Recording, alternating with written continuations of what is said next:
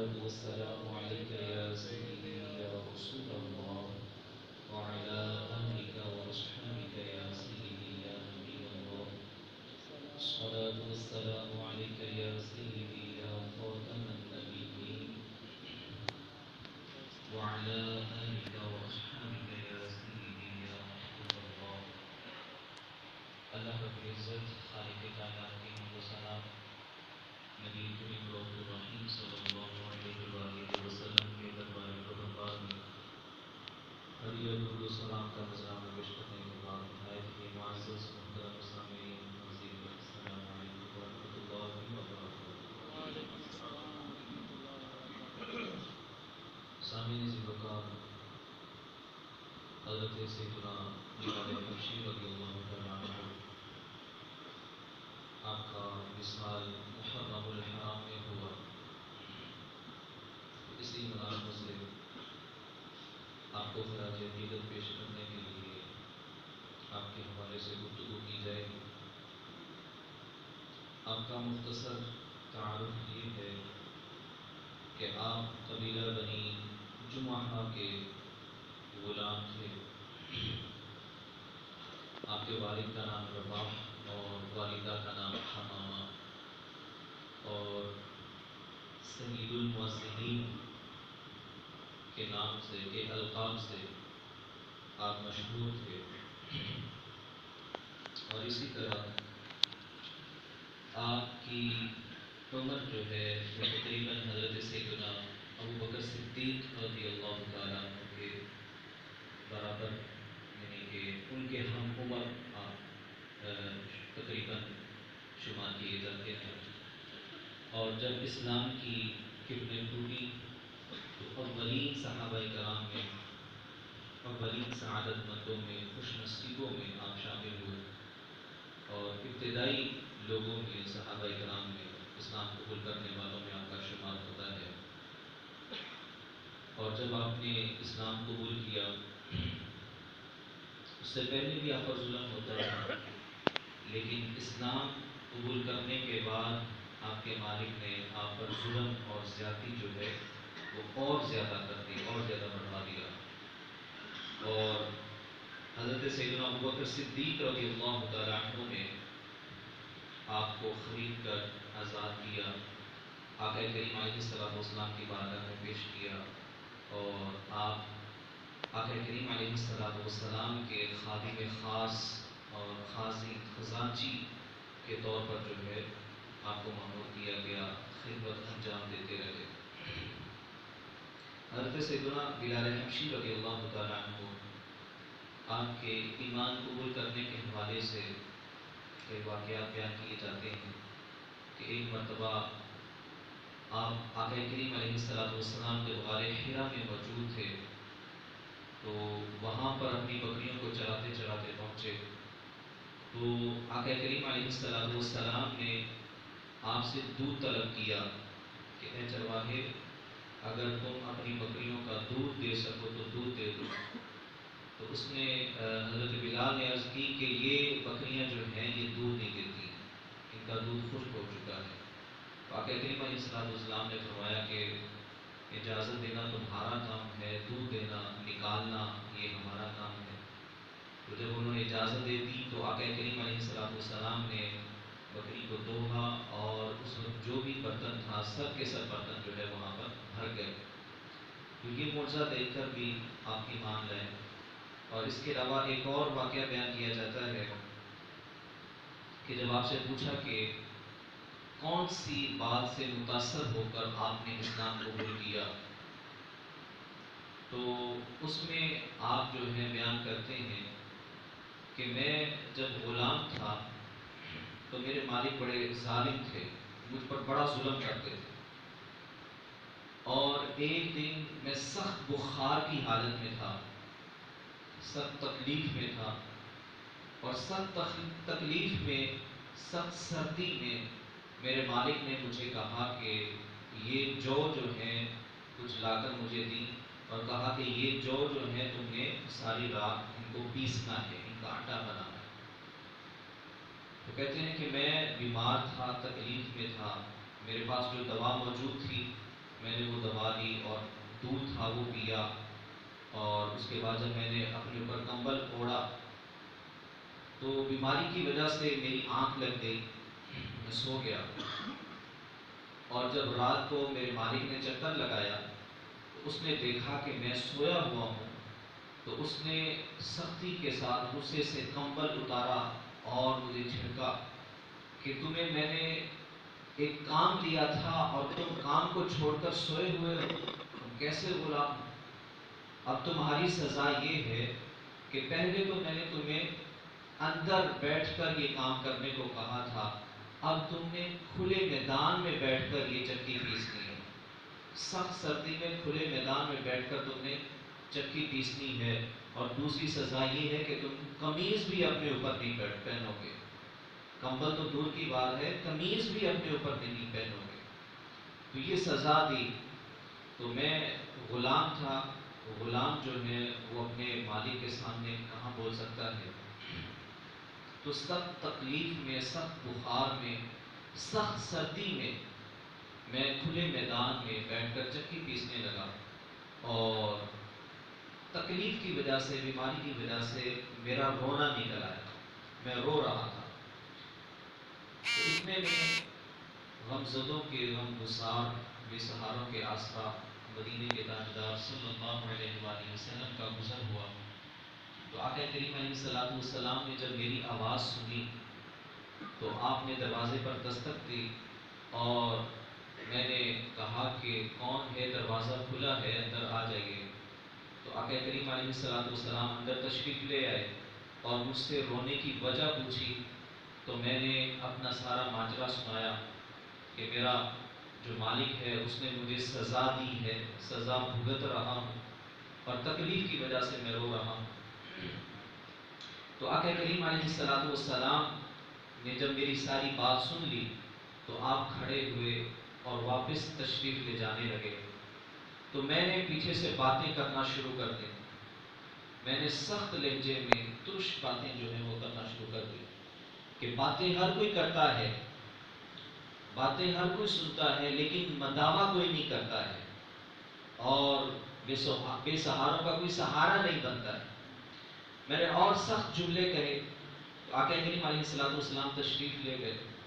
اور پھر چند لمحوں بعد دوبارہ تشریف لاتے ہیں، اور ہاتھ میں دودھ کا پیالہ ہے اور چند کھجوریں ہیں اور لحاف ہے، وہ لے کر کے آتے ہیں، مجھے جو ہے وہ کھجوریں کھلاتے ہیں، دودھ پلاتے ہیں اور کمبل دیتے ہیں، اور مجھے کہتے ہیں کہ تم بیمار ہو، تکلیف میں ہو، تم سو جاؤ، تم آرام کرو، لیٹ جاؤ۔ تو میں نے عرض کی کہ پہلے مجھے یہ سزا ملی ہے کہ مجھے میرے مالک نے جو ہے باہر بٹھا دیا ہے سخت سردی میں، اور اب اگر میں نے کام نہ کیا وہ تو مجھے جان سے مار دے گا، تو یہ کام کون کرے گا؟ یہ چکی کون پیسے گا؟ یہ آٹا کون پیسے گا؟ تو آقا کریم علیہ السلام نے فرمایا کہ تم سو جاؤ، یہ کام میں کروں گا۔ اور ساری رات آقا کریم علیہ السلام نے میری جگہ پر کام کیا اور مجھے سلا دیا، میں آرام کرنے لگا، اور آقا کریم علیہ السلام جو ہے وہ کام کرتے رہے، اور جب صبح ہوئی تو آپ تشریف لے گئے۔ پھر اسی طرح دوسرے دن، تیسرے دن آقا کریم علیہ السلام تشریف لائے، اور میرا کام جو ہے اپنے ہاتھوں سے کرتے رہے۔ تو جب تیسرے دن جانے لگے تو میں نے عرض کی کہ یا رسول اللہ صلی اللہ علیہ وسلم ذرا رکیے، یہ مکہ کے لوگ کہتے ہیں کہ محمد صلی اللہ علیہ وآلہ وسلم جھوٹے نبی ہیں، جھوٹی نبوت کا دعویٰ کرتے ہیں، اور یہ جھوٹے دین کو پھیلا رہے ہیں، لیکن خدا کی قسم میں بلال یہ گواہی دیتا ہوں کہ جو ہستی جو ہے وہ غلاموں کا سہارا بنتے ہیں اور غلاموں کا کام کرتے ہیں، غلاموں کا اتنا احساس کرتے ہیں، وہ جھوٹا نبی نہیں ہو سکتا، وہ نبی جھوٹا نبی نہیں ہو سکتا، وہ سچا نبی ہے، وہ امن و سلامتی کا پیغام دینے والے دین اسلام کا نبی ہے، اور میں آپ پر جو ہے ایمان لے آیا، کلمہ پڑھا اور میں مسلمان ہو گیا۔ تو یہ آپ کے ایمان لانے کا جو واقعہ ہے یہ نقل کیا جاتا ہے۔ اور اس طرح آقا کریم علیہ السلام نے بھی یہ دکھایا کہ جو آپ کے ماتحت لوگ ہیں، جو غربا ہیں، جو غلام ہیں، کس قدر ان کا جو ہے آپ نے مداوع کیا کہ ان کی جو مجبوریاں ہوتی ہیں، جو مجبور اور لاچار ہوتے ہیں، کس طرح ان کی مجبوریوں میں ان کا احساس کیا جاتا ہے، کس طرح ان کے جو ہے کاموں میں ساتھ دیا جاتا ہے، کس طرح ان کے لیے آسانیاں پیدا کی جائیں۔ تو یہ آقا کریم علیہ السلام نے ہمیں سکھایا کہ جو آپ کے ماتحت ہیں، جو غریب ہیں، جو مفلس ہیں، ان کا احساس کرنا چاہیے، جو پریشان حال ہیں ان کی پریشانیوں کا احساس کرنا چاہیے اور ان کا مداوع کرنا چاہیے، ان کے لیے کوئی نہ کوئی رستہ بنانا چاہیے۔ اور پھر جب آپ اسلام لے آئے تو اسلام قبول کرنے کے بعد آپ پر جو ظلم اور زیادتیاں ہیں وہ بہت زیادہ بڑھ گئی۔ جب آپ کے مالک کو پتہ چلا کہ آپ نے اسلام قبول کر لیا ہے تو اس نے بہت زیادہ تشدد کرنا شروع کر دیا۔ آپ کو صحرا میں، جو عرب کے تپتے ہوئے صحرا میں ریتوں پر اور گرم پتھروں پر لٹایا جاتا، اور آپ کی کمر پر، آپ کے سینے پر جو ہے بھاری پتھر جو ہے گرم تپتے ہوئے وہ رکھ دیے جاتے، اور پھر اوپر سے کوڑے برسائے جاتے کہ آپ لہو لہان ہو جاتے، لیکن آپ کی زبان سے پھر بھی احد اور احد کے ہی الفاظ جاری رہتے کہ اللہ ایک ہے، اللہ ایک ہے۔ میں تمہارے لات و عزا کی جو ربوبیت ہے تم ان کو اپنا رب مانتے ہو، میں اس کو نہیں مانتا، میں اپنے رب اللہ کو مانتا ہوں جو اکیلا ہے، جو واحد ہے۔ تو یہ الفاظ آپ کی زبان سے جاری رہتے اور وہ ظلم و ستم جو ہے وہ کرتے رہتے، اور آپ بے ہوش آتے، جب ہوش آتا پھر احد احد کی صدائیں لگاتے۔ ایک مرتبہ حضرت سیدنا ابو بکر صدیق رضی اللہ تعالیٰ عنہ نے جب یہ دیکھا تو آپ کی آنکھوں میں آنسو آ گئے، اور آپ نے فرمایا کہ اے بلال، تم اپنے ایمان کو چھپا کیوں نہیں لیتے ہو؟ کہ تم اگر اسی طرح ایمان کا اظہار کرتے رہو گے تو یہ تم پر ظلم اور زیادتیاں کرتے رہیں گے، اور تمہیں حکم بھی ہے، اجازت بھی ہے کہ تم اپنا ایمان چھپا کر رکھ سکتے ہو، تم ان کے سامنے ظاہر نہ کرو، اور جب تنہائی میں ہو تو اللہ کو یاد کر لیا کرو، اللہ کا ذکر کیا کرو، اللہ کو یاد کر لیا کرو۔ تو آپ نے فرمایا ٹھیک ہے، میں سوچتا ہوں۔ اور پھر جب دوسرے دن حضرت ابو بکر صدیق رضی اللہ تعالیٰ عنہ گزرتے ہیں تو پھر اسی طرح آپ احد احد کی صدائیں لگا رہے ہیں، تو حضرت سیدنا ابو بکر صدیق رضی اللہ تعالیٰ عنہ فرماتے ہیں کہ اے بلال، تم نے تو مجھے کہا تھا کہ میں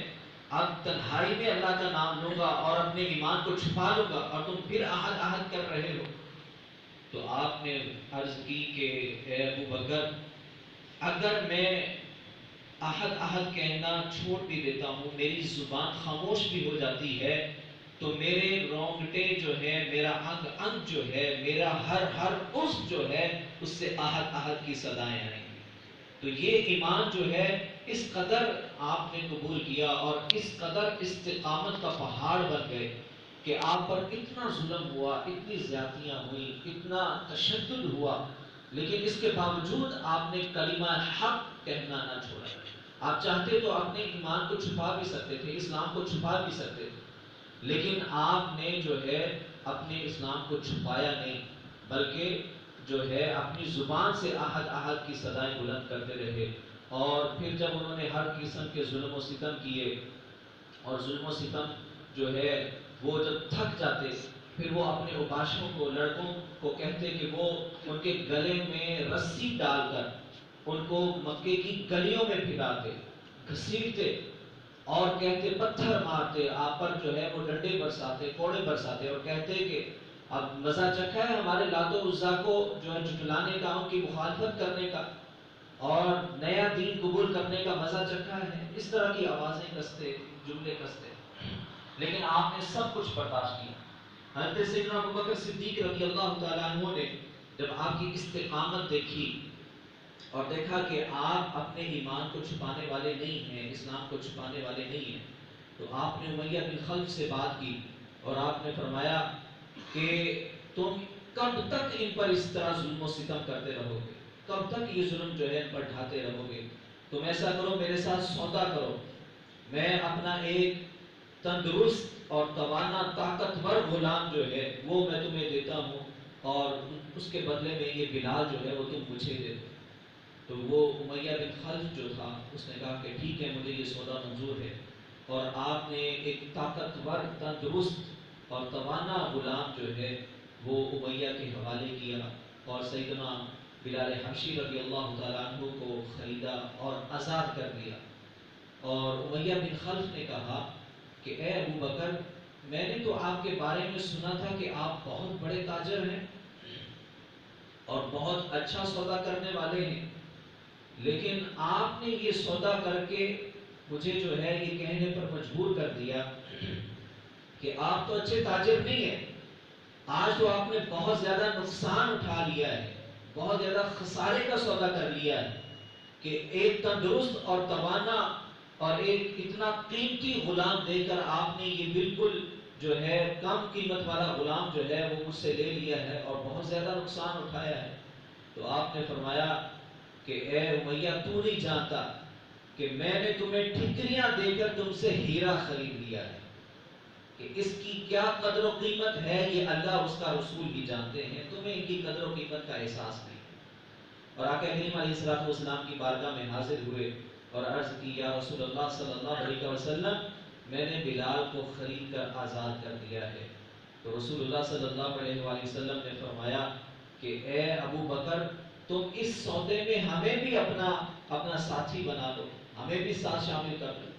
تو حضرت سیدنا ابو بکر صدیق رضی اللہ تعالیٰ عنہ کی آنکھوں میں آنسو آئے اور عرض کی یا رسول اللہ صلی اللہ علیہ وسلم، ہم تو دونوں ہی آپ کے غلام، ہم تو دونوں ہی آپ کے غلام۔ تو یہ حضرت بلال حبشی رضی اللہ تعالیٰ عنہ کا واقعہ کہ کس قدر آپ پر ظلم کیے گئے، اور حضرت سیدنا ابو بکر صدیق رضی اللہ تعالیٰ عنہ نے آپ کو جو ہے وہ خرید کر آزاد کیا۔ اور پھر جب دین اسلام میں آقا کریم علیہ السلام کی خدمت کرنے لگے، آقا کریم علیہ السلام نے ان کو مؤذن مقرر کر دیا اور مؤذن رسول کے لقب سے مشہور ہوئے، سید المؤذنین کے لقب سے مشہور ہوئے۔ اور اسلام نے جو مقام اور مرتبہ آپ کو عطا کیا کہ جب فتح مکہ ہوا تو آقا کریم علیہ السلام نے آپ کو مکہ شریف پر، بیت اللہ شریف پر کھڑا کر دیا کہ اے بلال، بیت اللہ شریف پر کھڑے ہو کر اذان، اور لوگوں کو بتلایا کہ دین اسلام میں غلام اور آزاد کی کوئی جو ہے وہ فوقیت نہیں، کوئی کسی پر ترجیح نہیں ہے کہ اگر کوئی سیاہ فام کو یعنی گورے کو کالے پر، کالے کو گورے پر، کسی عربی کو عجمی پر، عجمی کو عربی پر کوئی فوقیت حاصل نہیں ہے۔ اگر کسی کو فوقیت حاصل ہے تو وہ تقوی کی بنیاد پر ہے۔ تو آقا کریم علیہ السلام نے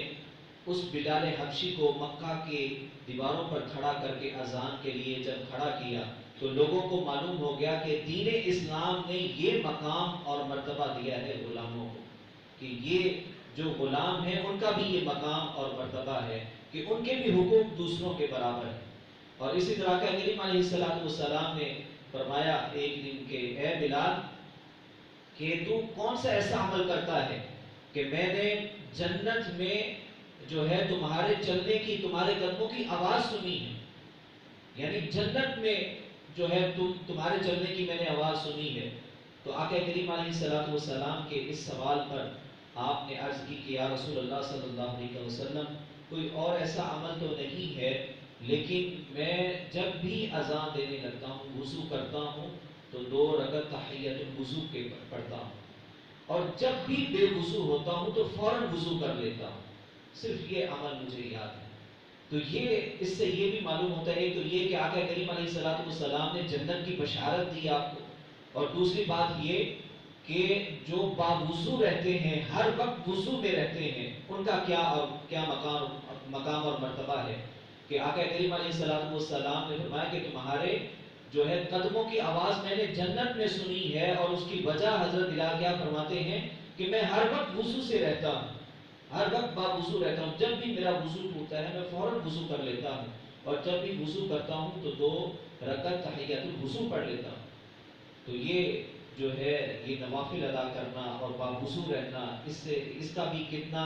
جو ہے وہ فائدہ ہوتا ہے، یہ بھی اس سے معلوم ہوتا ہے۔ دعا ہے اللہ تبارک و تعالی عمل کی توفیق عطا فرمائے۔